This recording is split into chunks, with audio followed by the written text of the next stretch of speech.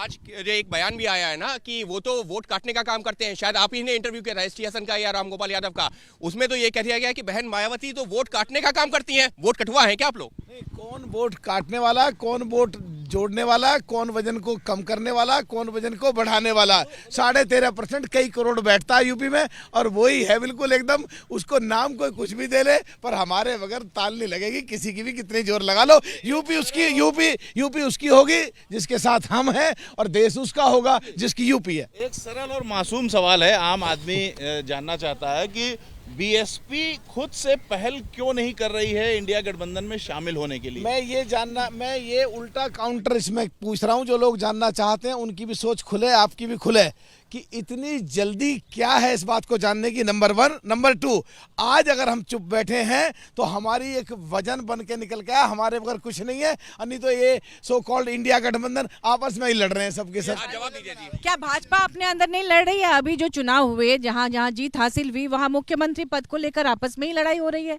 तो लड़ाई तो अपने परिवार में होती है, ये बाहर की बात आप क्या कर रहे हैं जहां इतनी सारी पार्टियां हैं। और सबसे पहली बात कि ये जो गठबंधन है, इसको कहा गया था कि एक अकेला सब पर भारी, भाजपा कहती थी। तो जैसे ही यहाँ इंडिया गठबंधन बनी, उसके अगले ही दिन आप कैसे, एक ही दिन में मीटिंग भी रखा गया, आपने भी 26-28 पार्टियों को अपने साथ जोड़ लिया। तो यहाँ पर राजनीति में कुछ भी नहीं कहा जा सकता है दावे के साथ कि कब ऊंट किस करवट बैठेगा। और सवाल मलूक जी ये है कि खुद मायावती इतनी बड़ी नेता है, वो एक तीसरे मोर्चे की पहल क्यों नहीं करती हैं? आखिर मायावती प्रधानमंत्री की रेस में कब आएंगी? क्या 24 के लिए मायावती, आप चाहेंगे कि मायावती अगुवाई करें और एक थर्ड फ्रंट बनाएं और वो भी पीएम की रेस में आए? देखिए, जिस परिवेश से वो निकल के, जहां से ABCD शुरुआत करके, उनके घर में कोई राजनीति नहीं होती थी और कोई विरासत में नहीं मिली, और जो उस देश के सबसे बड़े प्रदेश 4 बार मुख्यमंत्री बन करके, और जो देश में उनकी जगह है केवल ट्रांसफर करने वाली वोट को, केवल एक ही नेता है इस देश में, और वो कुछ सोच रही हैं तो हमसे बेहतर ही सोच रही होंगी ना। लगता है तीसरा मोर्चा बन सकता है मायावती? मैं कह रहा हूँ, अगर वो कुछ सोच रही होंगी तो बेहतर ही सोच रही होंगी, इसमें कहीं ना कुछ है ही है। देखिए, मेरा सवाल ये है मलूक जी, बेहतर तो सोचे, तो क्या उन्होंने अपने पत्ते छुपा के रखे हैं कि समय आने पर पत्ते खोलेंगी? ये तो बिल्कुल, जो आज उन्होंने कहा है कि कभी भी किसी की भी जरूरत पड़ सकती है, उससे साफ है बिल्कुल कि जो कुछ बगैर मतलब के चर्चा उनके बारे में करना चाहते हैं, जो उनके बारे में कुछ भी बोल देते हैं, तो वो सब इस तरह की बातें ना करें, केवल अपनी तरफ ध्यान दें। और उनकी जरूरत महसूस हो रही है आज देश में सबको, इसीलिए चर्चा हो रही है, इसीलिए शो हो रहा है। लेकिन एक बड़ा सवाल यहाँ पे महुआ जी, आपसे भी दोनों लोग, जब संसद में सर्वदलीय बैठक, चूंकि मुद्दा संसद है, तो संसद में जब सर्वदलीय बैठक में ये निर्णय ले लिया गया कि कोई भी सांसद बेल में नहीं जाएगा, तख्ती लेकर नहीं आएगा, कोई भी इस तरह का हंगामा नहीं करेगा, तो फिर आप लोग वो वायलेशन क्यों कर रहे हैं? और एक आरोप आप लोग पर और लग रहा है कि आपकी पार्टियां खुद चाहती हैं कि हमें सस्पेंड कर दिया जाए ताकि हमारी इज्जत बची रहे क्षेत्र में, ताकि ये लगे कि हमने कुछ कम से कम विरोध प्रदर्शन किया। और आज तो स्पीकर ने शायद सदन में भी ये अनाउंस कर दिया है कि विपक्षी सांसद जानबूझ करके पर्चियां फेंक रहे हैं, ये स्पीकर ने कहा। देखिए, सबसे बड़ी बात कि विपक्ष की भूमिका क्या है?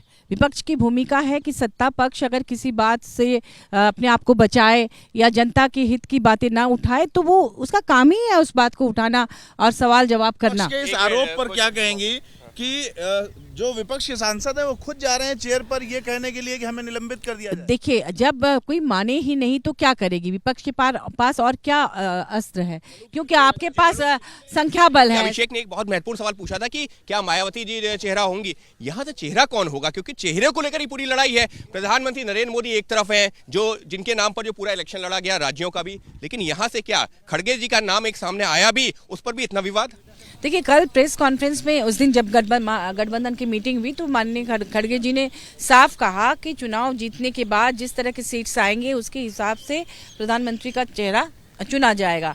मैं पर्सनली ये समझती हूँ कि जो भी बने वो सुलझा हुआ व्यक्तित्व होना चाहिए, सबको साथ में लेकर चलने की क्षमता होनी चाहिए और देश को आगे ले जाने का उनमें जज्बा होना। नाम भी बताएंगे क्या? तो नाम इसमें हम लोग कैसे बोल सकते हैं? हम एक तो हमारे आलाकमान तय करेंगे और सब लोग जितने वरिष्ठ लीडर्स हैं वो मिल बैठ के ही तय करेंगे। आपके अपने अपने दावे हैं, हमारे सहयोगियों ने साफ तौर पर बता दिया कि क्या मुद्दा है, किस चीज को लेकर के जनता के बीच जाना है, किसकी जो एज है और कौन बैकफुट पर है। तो ये संसद में जो राजनीति चल रही है, उस राजनीति के पीछे क्या कुछ चल रहा है, हमने कोशिश की है इस कार्यक्रम के जरिए उन तमाम पहलुओं को सामने लाने की, फिर चाहे वो बात हो बसपा की, बात हो इंडिया गठबंधन की, बात हो भाजपा की, कि क्या कुछ चल रहा है। और यही इस वक्त जो स्थिति है कि हर तरफ एक सस्पेंस सा बना हुआ है और उस सस्पेंस के लिए हर कोई यही कह रहा है कि जल्दी आपको जवाब मिलेगा, और यही कहा भी जाएगा क्योंकि 2024 का चुनाव अब मुहाने पे खड़ा है। जैसे ही घड़ी का काटा दोपहर 2:30 पे आए, बबीता जी का दिल सास बहू साजिश के लिए मचल जाए।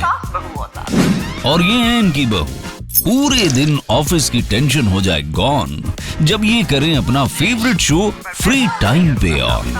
इनकी तरह आप भी देखिए अपना फेवरेट शो अपने टाइम पर और डाउनलोड कीजिए एबीपी लाइव ऐप अपने स्मार्ट टीवी पर।